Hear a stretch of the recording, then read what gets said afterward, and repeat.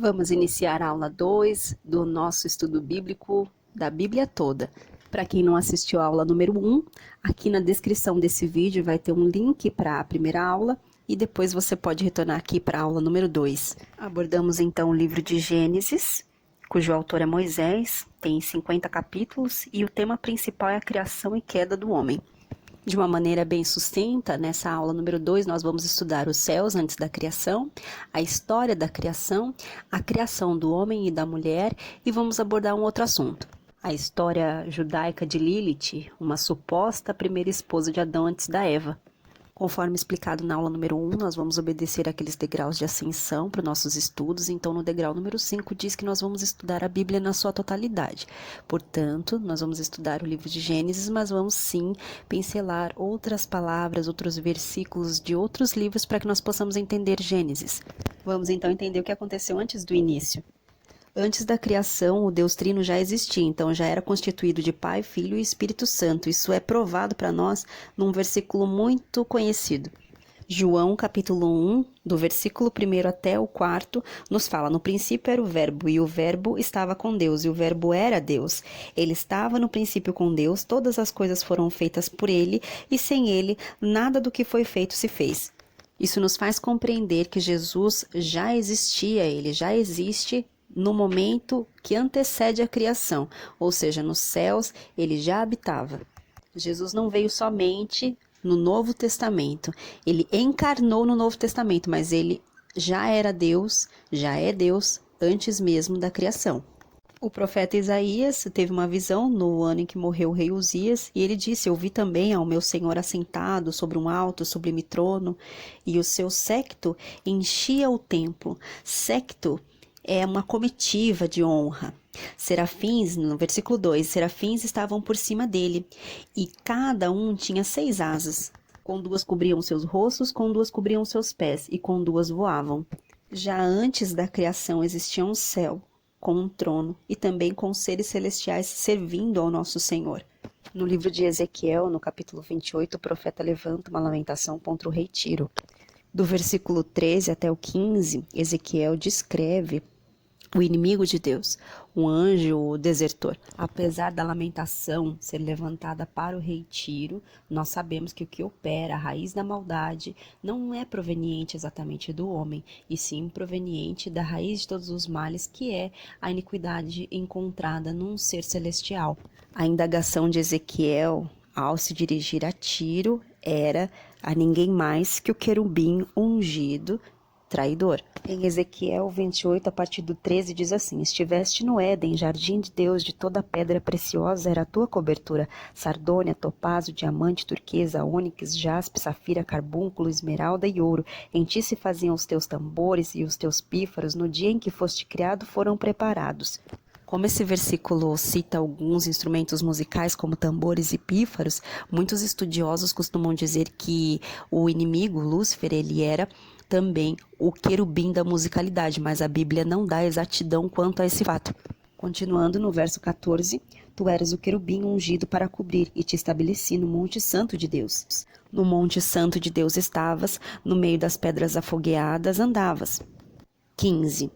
Perfeito eras nos teus caminhos, desde o dia em que foste criado, até que se achou iniquidade em ti.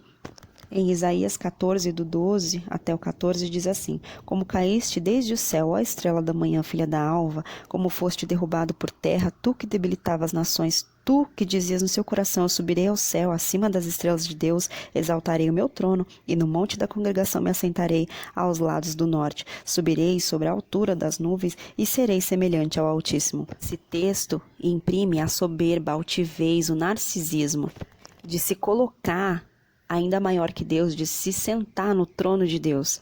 Aqui é relatada uma queda de um alto céu. Visto que os seres celestiais podem ter uma estatura muito ampla, aqui nós podemos associar com a teoria do Big Bang, e por que não? George Gamow e George Lemaitre falam de uma grande explosão. Essa grande explosão pode ter sido sim ocasionada pela queda dos seres celestiais, do diabo e seus anjos, enquanto caídos do céu. Pode haver um questionamento do porquê aconteceu essa punição. já que até então os mandamentos não tinham sido entregues, Moisés ainda não existia, então não existia uma lei. Porém, os mandamentos já existiam antes de serem entregues a Moisés, eles já existiam desde o fundamento este antes da criação. Em Salmo 89:14, o salmista diz que justiça e juízo são a base do seu trono, misericórdia e verdade irão diante do teu rosto. A base é o alicerce que antecede a construção. Então aqui, ainda que não existisse o mundo e as criações secundárias, já existia o céu e ele já estava constituído em justiça e juízo, ou seja, os mandamentos já existiam. Eles ainda não tinham sido entregues para alguém, mas já existiam. Eles eram o fundamento de tudo. Deus sabe de todas as coisas, nada é surpresa para Deus. Nós podemos pensar o porquê que Deus permitiu toda essa batalha nos céus, esse conflito cósmico. E a resposta é simplesmente porque Deus ama o livre-arbítrio. Deus quer que amemos a Ele, mas por vontade própria. Do contrário, seria um amor induzido, um amor forçado. Todavia, há duas vertentes no livre-arbítrio. A possibilidade sim de ser traído e de não ser amado. Satanás corrompeu uma parte dos céus com ele, dos seres celestiais, e assim ele levou consigo. A batalha nos céus é descrita em Apocalipse, capítulo 12, a partir do verso 7. E houve batalha no céu. Miguel e seus anjos batalharam contra o dragão, e batalharam o dragão e os seus anjos, mas não prevaleceram, nem mais o seu lugar se achou nos céus. E foi precipitado o grande dragão, a antiga serpente chamado Diabo e Satanás, que engana todo mundo. Ele foi precipitado na terra e os seus anjos foram lançados com ele. O diabo conseguiu corromper os seus colegas anjos através da mentira. Ele é o pai da mentira, foi ele que fundou a mentira. Em João 8,44 diz assim: Vós tendes por pai ao diabo e quereis satisfazer os desejos de vosso pai. Ele foi homicida desde o princípio e não se firmou na verdade, porque não há verdade nele. Quando ele profere mentira, fala do que lhe é próprio, porque é mentiroso e pai da mentira. Passado o episódio de rebelião e deserção nos céus, o salário do pecado ficou. Houve luto, houve um tempo de cura em que havia lamentação nos céus. Foi então que Deus, na sua infinita sabedoria, iniciou o projeto da criação, o que formatou um novo entusiasmo, um novo princípio. A criação se deu em 6 dias. No primeiro dia, separou a luz das trevas, criando dia e noite. No segundo, os céus e as águas. No terceiro, as árvores, os frutos e as sementes. Aqui a Bíblia cita segundo as suas espécies. 2 sementes de diferentes espécies não podem ser cruzadas. O homem até hoje tenta criar novas espécies, mas Deus não deu esse poder para a humanidade. É curioso que, ainda que um especialista tente cruzar 2 sementes diferentes, por exemplo, uma ervilha e um milho, ele não consegue uma semente secundária, uma semente terciária. Continuando, no 4º dia Deus criou o sol, a lua, as estrelas. No 5º dia, Deus criou os peixes e as aves. E no 6º dia, ele criou os animais e, por fim, o homem. O homem e os animais obedecem também o critério de criação segundo a sua espécie. Ainda que se cruze um cachorro e um gato, por exemplo, não haverá uma espécie terciária. Passamos para o 7º dia, onde Deus descansou. Deus não precisa descansar, mas Ele criou um descanso para nos ensinar que é necessário descansar, é importante. Apesar da geologia, que é o estudo da Terra, e a teologia, que é o estudo de Deus, da Bíblia, se conflitarem algumas vezes, a Bíblia prova que elas se complementam na verdade. Na sua esquerda superior temos Isaías 40:22, que diz: Ele se assenta sobre o círculo da Terra, o que dá total alinhamento com a teoria de Fernão Magalhães, que diz que a Terra é um círculo, a Terra é redonda.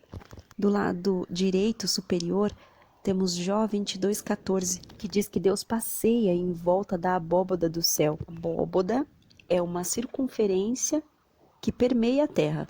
Então nós temos a atmosfera evidenciada aqui em Jó 22:14. No canto inferior esquerdo, nós temos Provérbios 8:29, que diz que Deus fixou ao mar o seu limite para que as águas não traspassassem a sua ordem, aqui nos dando a ideia de gravidade. A gravidade nada mais é que um limite importante que fixa tudo ao centro da Terra, tornando mais ordenado e harmonioso. Por fim, do lado inferior direito, nós temos Eclesiastes capítulo 1, versículo 5, que diz que nasce o sol e se põe e volta para o lugar de onde nasceu. Esse movimento cíclico de vai e volta, de se pôr e voltar, é nada menos do que a rotação tão provada, que explica que a Terra gira em torno de si mesma e gira também em torno do Sol. Percebe como a Bíblia se alinha com a ciência, provando que ela não é uma utopia? Agora vamos falar da grande conspiração de Lilith, a suposta primeira esposa de Adão. Na tradição mitológica judaica, há sim essa conspiração de que existiu uma esposa antes de Eva. A palavra Lilith aparece na tradução King James atualizada, lá em Isaías 34:14, que diz assim: E animais do deserto se encontrarão com hienas, bodes selvagens clamarão um ao outro, e Lilith, criaturas noturnas, pousarão ali e encontrarão descanso e refúgio. Nas demais traduções, a palavra Lilith foi substituída. Nos manuscritos de Ben Sira, a lenda de Lilith diz que ela não foi criada da costela de Adão, mas sim do barro, semelhante a Adão. Então ela era um ser totalmente equiparado a Adão. Os rumores de Ben Sira se iniciaram a partir de Gênesis, no capítulo 1, no versículo 27. Diz assim que Deus criou homem e mulher, macho e fêmea os criou, dando a entender que foi na mesma ocasião, mas se trata de uma interpretação errônea, dada como verdadeira pelas tradições judaicas. A criação da mulher ocorre lá no versículo 18 desse mesmo capítulo 2. Mesmo assim, a tradição judaica entende que Lilith foi omissa desse texto bíblico. O que aconteceu por ela ter sido expulsa do Jardim do Éden. Como ela foi criada juntamente com Adão, ela se sentia inferior por ter que se deitar embaixo dele no relacionamento sexual, além de outras reivindicações de extremismo feminista. Ela não aceitava ser adjutora de Adão e por isso se rebelou, saiu do Éden, fugida, e foi morar perto do Mar Vermelho. A lenda judaica conta ainda que ela teve relacionamentos com demônios oriundos daquele lugar também. Assim ela passou a ser a mãe dos demônios que vieram depois desses relacionamentos. Não só a cultura judaica, como outras culturas também aceitam a existência de Lilith, atribuindo assim vários outros nomes e adorando como santa ou como deusa, uma divindade. A conspiração de Lilith cita ainda o capítulo 2, versículo 23 de Gênesis, onde Adão diz: Esta é agora osso dos meus ossos e carne da minha carne, como um embasamento de que, se essa agora é realmente osso dos meus ossos, foi tirada da minha costela, existiu uma anteriormente que não foi.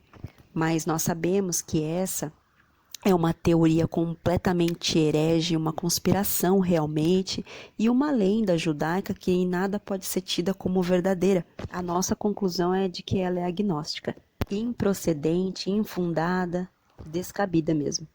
Ninguém quer faltar com respeito da crença de ninguém, mas a Bíblia não dá fundamento, embasamento suficiente para que a gente acredite que existiu uma mulher antes de Eva.